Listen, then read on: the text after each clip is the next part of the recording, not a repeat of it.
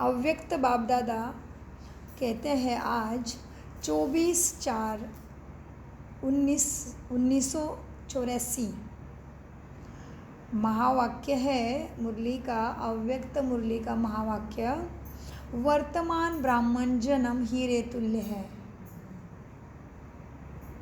हीरे हो ना, भगवान स्वयं बता रहा है तुम हीरे हो। हाँ, श्रेष्ठ सोमान में स्थित करने वाले राज्य भाग्य अधिकारी बच्चों प्रति बाप दादा बोले, आज बाप दादा अपने सर्वश्रेष्ठ बच्चों को देखते हैं। किसको देख रहे हैं? कौन देखेगा? हर रेखा, हर श्वास की कुंडली देता है वो। आज बाप दादा अपने सर्वश्रेष्ठ बच्चों को देख रहे हैं। विश्व की तमोगुनी अपवित्र आत्माओं के अंतर में तुम कितने श्रेष्ठ आत्माएं हो। दुनिया में सर्व आत्माएं उसको पुकारती है, और दूसरे दुनिया में आत्माएं तुम्हें क्या करती है? भटकाने वाली है, और खुद भी उसको ही पुकार रहे, लेकिन मेरे पास मैं भगवान को मिला दूंगा करके झूठे झूठे गुरु बन के बैठे हैं। तो दुनिया में सर्व आत्माएं उसको ही पुकारने वाली है, भटकने वाली है, अप्राप्त आत्माएं हैं। दुनिया में कितनी भी विनाशी सर्व प्राप्तियां हो, फिर भी कोई ना कोई अप्राप्त जरूर होगी उसके पास।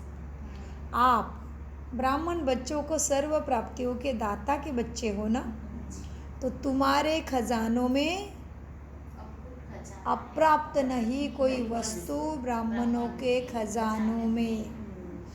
तो सदा प्राप्ति स्वरूप हो। अल्पकाल के सुखों के साधन, अल्पकाल के वैभव, अल्पकाल का राज्य, अल्पकाल के राज्याधिकारी न होते हुए भी बिना कौड़ी ही तुम बादशाह हो। बिन कौड़ी ही अभी बादशाह हो, इतने ऊंचे है ब्राह्मण जीवन। अल्पकाल का भी राज्य अधिकारी न होते हुए बिना कौड़ी ही बादशाह हो, बेफिकिर बादशाह हो, ऊपर से माया जीत, प्रकृति जीत, स्वराज्याधिकारी हो, सदा ईश्वरीय पालना में पलने वाले, खुशी के झूले में झूलने वाले, अतीन्द्रिय सुख के झूले में झूलने वाले हो। कितनी बड़ी बड़ी भविष्यवाणी है, कितनी रेखाएं बताई मस्तक की।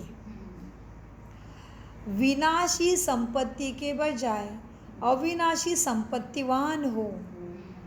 जड़ रत्न जड़ित ताज नहीं, लेकिन परमात्मा बाप के सिर के ताज हो। रत्न जड़ित श्रृंगार नहीं, लेकिन ज्ञान रत्नों का, गुण रूपी रत्नों के श्रृंगार के सदा श्रृंगारे हुए हो। कितना भी बड़ा विनाशी सर्वश्रेष्ठ हीरा हो, मौल्यवान भी हो, लेकिन तुम्हारा एक ज्ञान के रत्न, गुण के रत्न के आगे इस दुनिया के कितने भी श्रेष्ठ हीरे की वैल्यू 0 है। इतना अच्छा बताया बाबा ने। देखा ब्राह्मण जीवन, वर्तमान ब्राह्मण जीवन हीरे तुल्य कैसे बता रहे बाबा जी। पूरी कुंडली भविष्यवाणी रेखाएं सारी। तो कितना मीठा बाबा, कितना बड़ा ज्योतिषी है देखो।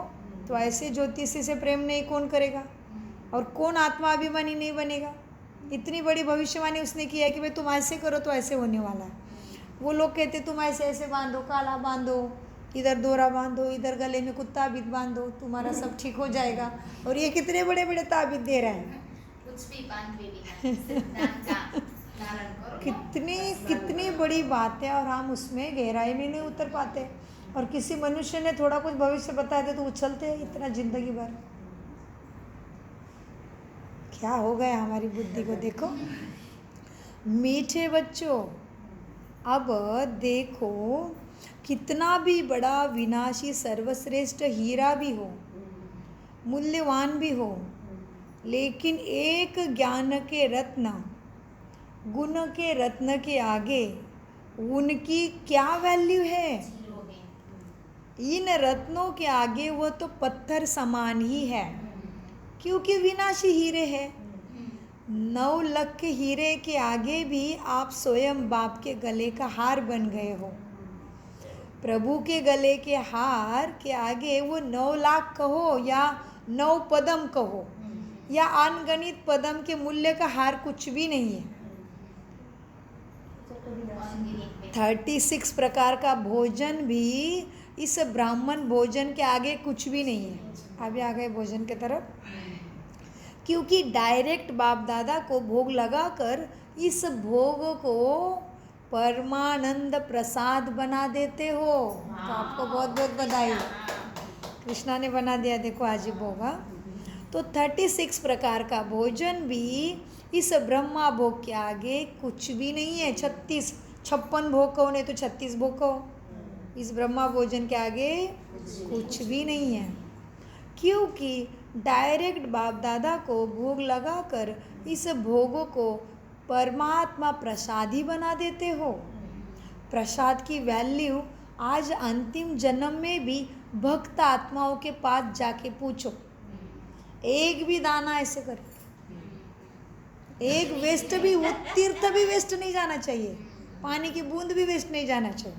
वाह, इतना सा मिलेगा पूरे घर को बांटेंगे, प्रसाद है प्रसाद। वाह बच्चे, कितना बड़ा बाबा कहते, देखो कितना बड़ी बात कह रहे हैं। तो बाबा कहते देखो प्रसाद की वैल्यू आज अंतिम जन्म में भी भक्त आत्माओं के पास कितनी है, और तुम तो कितना खाते हो ब्रह्मा भोजन और प्रभु प्रसाद।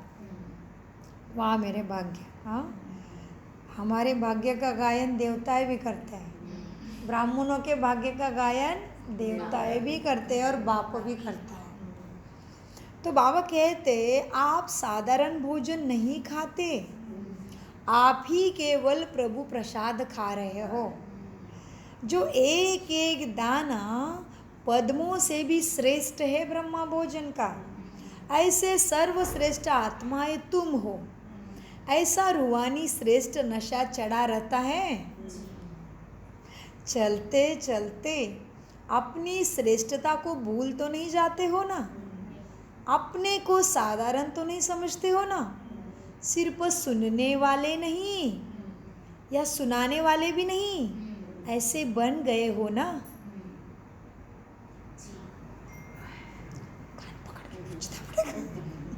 अंतर्मुखी होके पूछना पड़ेगा आज बाबा ने क्या कहा। सिर्फ सुनाने वाले नहीं या सुनने वाले भी नहीं, सोमान के बोल बोलने वाले बन गए हो ना।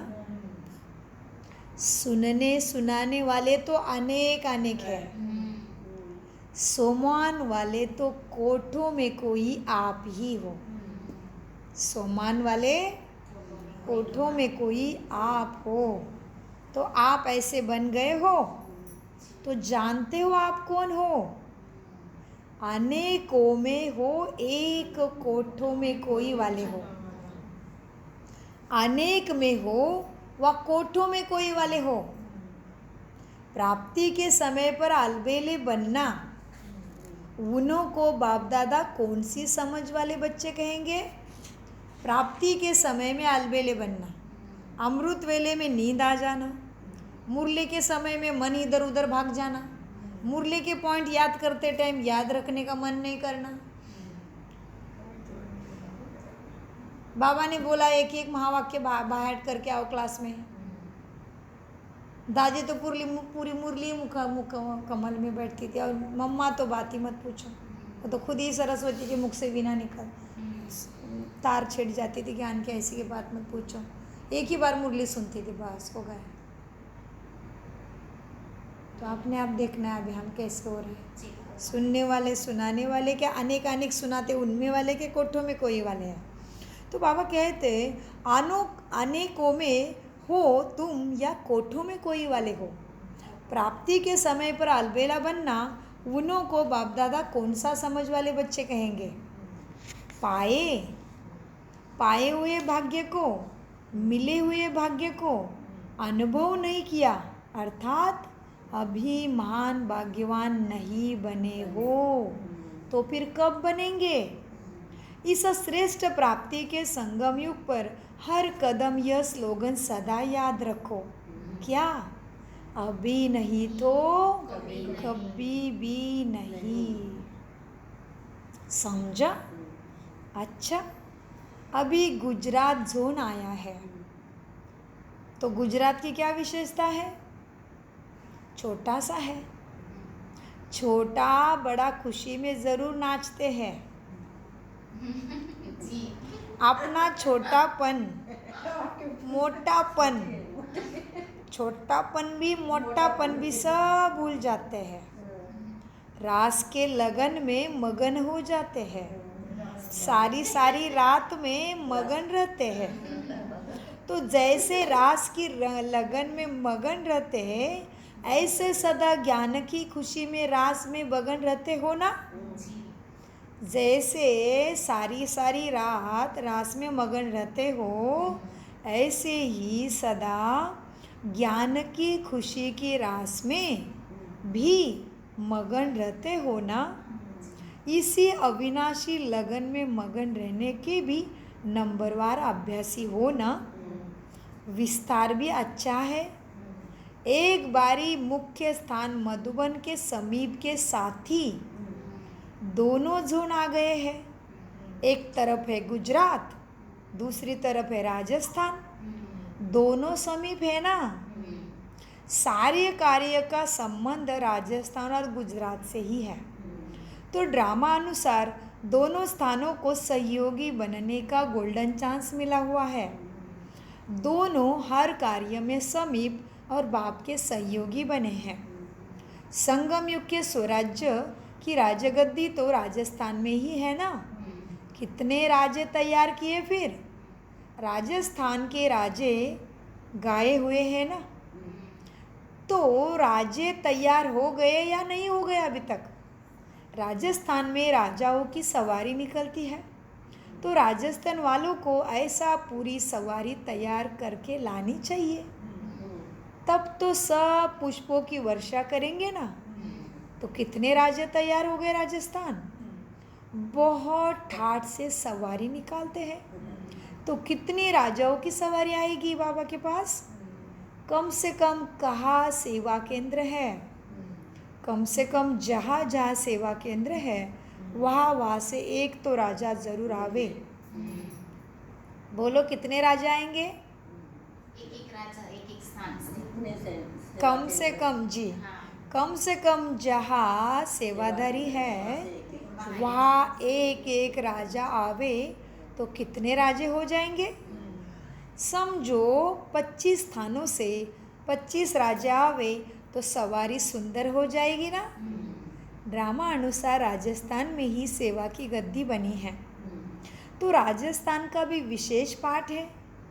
राजस्थान से ही विशेष सेवा के घोड़े भी निकले हैं ना। सेवा के घोड़े विशेष ड्रामा में पाठ है। सिर्फ क्या करना है? पाठ को रिपीट करना है।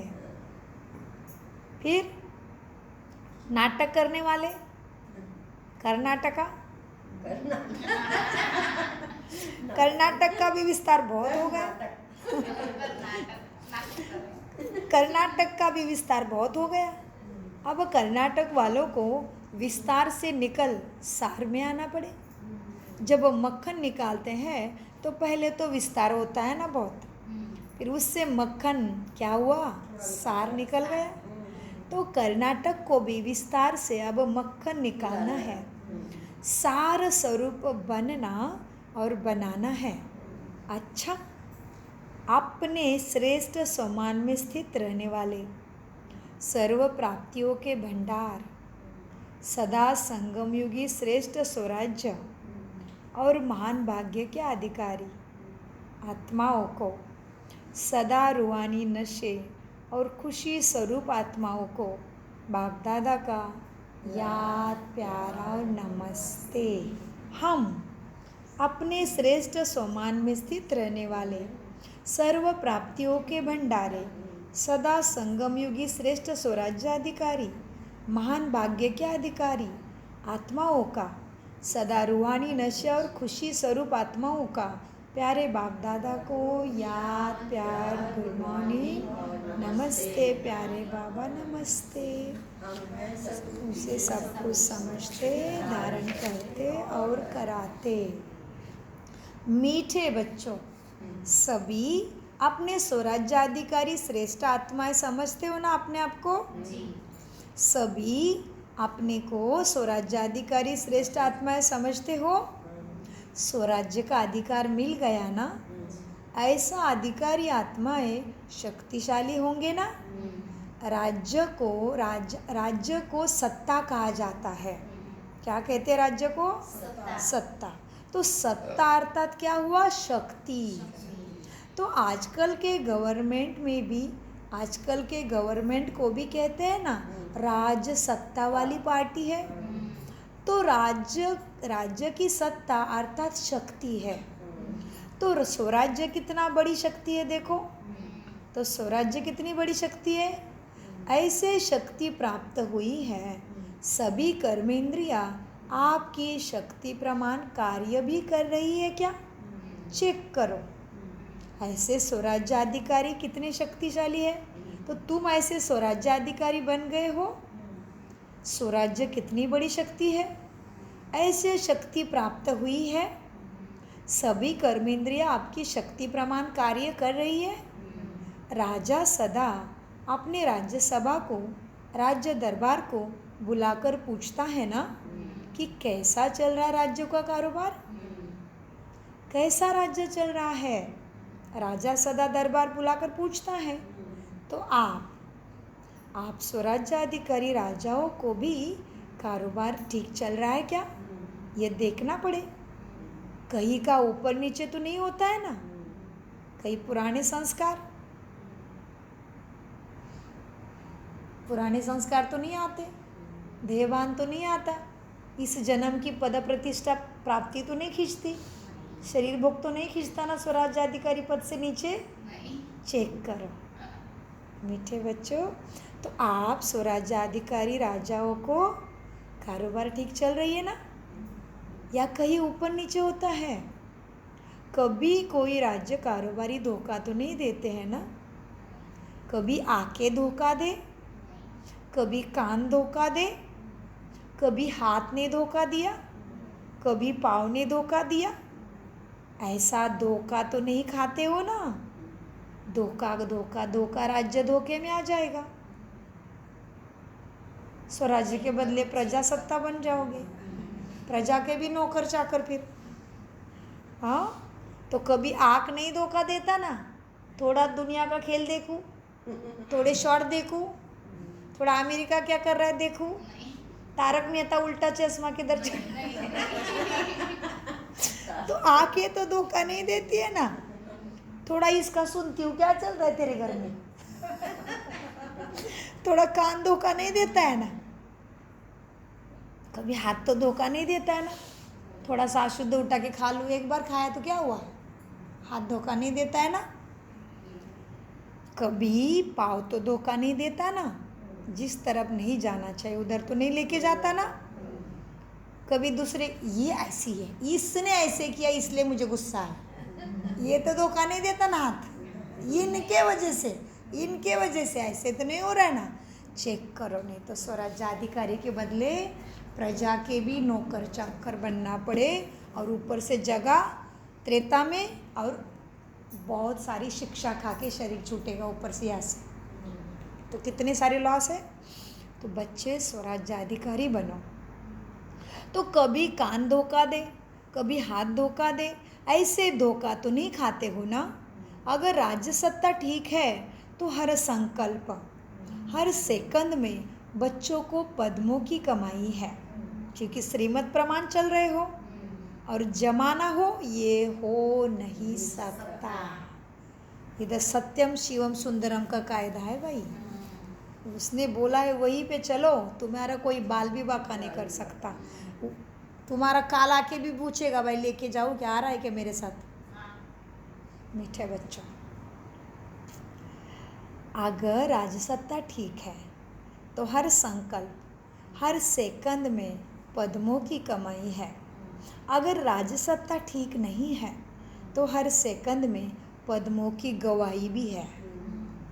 प्राप्ति भी एक की पदम गुना है और अटेंशन स्वराज्याधिकारी बनने के बाद गवाना भी पदम गुना है। प्राप्ति भी एक के 1000 गुना और गवाना भी एक का 1000 गुना ही है। तो ज़्यादा अटेंशन देना पड़े। वैसे भी घर में देखो ना, जो मुख्य होता है उसका अटेंशन ज़्यादा ज़रूरी होता है, क्योंकि उसी बीज से पूरे वृक्ष को पानी मिलना है।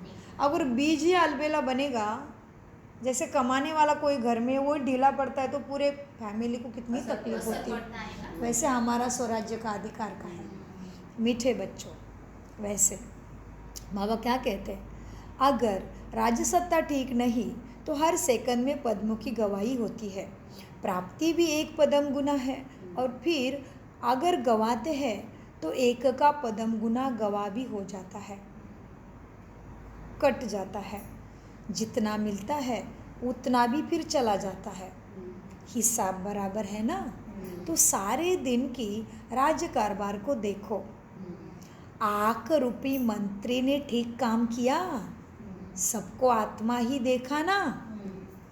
कान रूपी मंत्री ने ठीक काम किया, कोई तमोप्रधान बातें सुनने में इंटरेस्ट तो नहीं आया ना। तो चेक करो अपने राज्य कारोबार को। क्या कहते मीठे बाबा, सारे दिन के राज्य कारोबार को ठीक किया क्या, चेक करो। मैं आत्मा राजा हूँ, ये मेरे कर्मचारी है सारे। हाँ, ये कर्मचारी है, मैं नहीं हूँ तो ये चलता नहीं है, ये तो बेजान मट्टी है। फिर मीठे बाबा कहते बच्चे तो क्या करना पड़े, सारे दिन की राज्य कारोबार को देखो। आँख रूपी मंत्री ने ठीक काम किया, कान रूपी मंत्री ने ठीक काम किया, सबकी डिपार्टमेंट ठीक रही या नहीं। आत्मा राजा चेक करे। बताओ कौन दरबार लगाता था? मेरी माँ दरबार लगाती थी। इसलिए परमपिता परमात्मा कहते हैं देखना है तो केवल ब्रह्मा को देखो, बाकी किसी को नहीं देखो। याद तो उसको करना ही नहीं, लेकिन वो कैसा चला ये देखना है तो उसको देखो। कान रूपी मंत्री ने ठीक काम किया, सबकी डिपार्टमेंट ठीक रही या नहीं। चेक करते हो या चेक करने में थक जाते हो? कल पे नहीं छोड़ते हो ना? हाँ बाबा, कभी कभी आँख ही बंद हो जाती चेक करते करते। तो सबकी डिपार्टमेंट ठीक रही या नहीं, ये चेक करते हो या थक कर सो जाते हो? वैसे कर्म करने से पहले 2 दिन चेक नहीं किया था, सो गए, रात को 4 बार नींद खुली। बहुत बड़ा प्रभाव होता है। चेक करो, बाबा को रिपोर्ट दे, कल के लिए इशारा लो, कल के लिए प्रॉमिस दो, और फिर उसके किरणों में छत्र छाया, उसकी किरणों की मच्छरदानी बना के सो जाओ। तो फिर कोई उठा ही नहीं सकता आपको आपके अलार्म के बिना या आपके अमृत वेला के बिना। कमाल हो गई पिछला 2 दिन का अनुभव। कल तो बिल्कुल तैयारी नहीं था शरीर क्लास में आने के लिए, क्योंकि 2 दिन ऐसे पढ़ते थे। चार्ट गिरना ही नहीं है, शरीर को लेटना ही नहीं है जब तक चार्ट देके नहीं होता है। सोचा लेट के करूँ, लेट के वो लेट ही हो गई। 4 बार उठी रात को, 1:30 बजे। हाँ, अमृत वेला का टाइम। फिर अरे मैंने बोला क्यों ऐसे हो रहा है। फिर 3 बजे अमृत वेला का टाइम। अलार्म से पहले 4 बार नींद को डिस्टर्ब किया। बाहरी शक्ति। मीठे बच्चों देखो, सबकी डिपार्टमेंट ठीक रही या नहीं, ये चेक करते हो ना, या थक कर सो जाते हो? वैसे कर्म करने से पहले ही चेक कर, फिर कर्म करना है। पहले सोचना फिर करना, पहले करना पीछे सोचना, ये नहीं होना चाहिए। टोटल रिजल्ट निकालना अलग बात है, लेकिन ज्ञानी तो आत्मा पहले सोचेगी फिर करेगी। ओहो, अभी कहाँ तक ये अवस्था, ये देखना पड़ेगा भाई। स्वराज्य के ऊपर अधिकार कब कितना पाया है आत्मा ने। पुराने जन्मों के जो संस्कार है, जो छोटेपन से किसी को क्रोध में जाते टाइम देखा है, या छोटेपन से एक ये लिया है, शॉर्टकट लिया है कि क्रोध करेंगे तो जल्दी हो जाएगा, वो सारे तोड़ दो। अभी सारे कायदे कानून ब्रेक कर दो। बस मैं ब्राह्मण परमात्मा की संतान हूँ, मुझे दूसरे कोई पहचान ही नहीं है। ही जाएगी, क्रोध करेगी तो ज़्यादा कुछ ये घेरे में हो जाएंगे ना, बाहर नहीं निकल सकते, नहीं निकाल पाएंगे और भी अंदर ही फंसते जाएंगे, क्योंकि रिटर्न वही आएगा तो वो सर्कल बनता है ना वही। मीठे बच्चों, तो टोटल रिजल्ट निकालना अलग बात है, लेकिन ज्ञानी तो आत्मा पहले सोचेगी फिर करेगी। तो सोच समझकर कर्म करते हो ना, पहले सोचने वाले हो या पीछे सोचने वाले हो, चेक करो। अगर ज्ञानी भी पीछे सोचो तो उसको ज्ञानी नहीं कहेंगे। इसलिए सदा स्वराज्याधिकारी आत्माएं हैं, और इसी स्वराज्य के अधिकार से तुम विश्व राज्याधिकारी बनते हो। बनेंगे या नहीं ये क्वेश्चन नहीं है, बनोगे ही ज़रूर, लेकिन पहले स्वराज्याधिकारी बनना पड़े तो विश्वाधिकार मिलेगा, तो विश्व राज्य का अधिकार मिलेगा। स्वराज्य है तो विश्व राज्य है ही तुम्हारा। तो स्वराज्य में गड़बड़ तो नहीं है ना, चेक करो। द्वापर से तो गड़बड़ शालाओं में चक्कर लगाते रहे, अब गड़बड़ शाला से निकल आए हो, अभी फिर कभी भी किसी भी प्रकार की गड़बड़ शाला में पाँव भी नहीं रखना। यह ऐसी गड़बड़ शाला है, एक बार पाँव रखा तो भूल भुलैया का खेल ही हुआ। अभी बोला इसने इन्होंने, फिर निकलना बहुत मुश्किल हो जाता है। इसलिए सदा एक रास्ता, एक में गड़बड़ नहीं होती ना, एक ही रास्ता पकड़ो, श्रीमत। एक रास्ते पर चलने वाले सदा खुश भी रहेंगे और रास्ता फंसाएगा भी नहीं, और एक में गड़बड़ भी नहीं। तो एक रास्ते पर चलने वाले सदा खुश, सदा संतुष्ट रहेंगे। बैंगलोर हाई कोर्ट के जस्टिस से अव्यक्त बाप दादा की मुलाकात। किस स्थान पर और क्या अनुभव कर रहे हो जस्टिस साहब? अनुभव सबसे बड़ी अथॉरिटी है। सबसे पहला अनुभव क्या हुआ? आत्माभिमानी बनने का।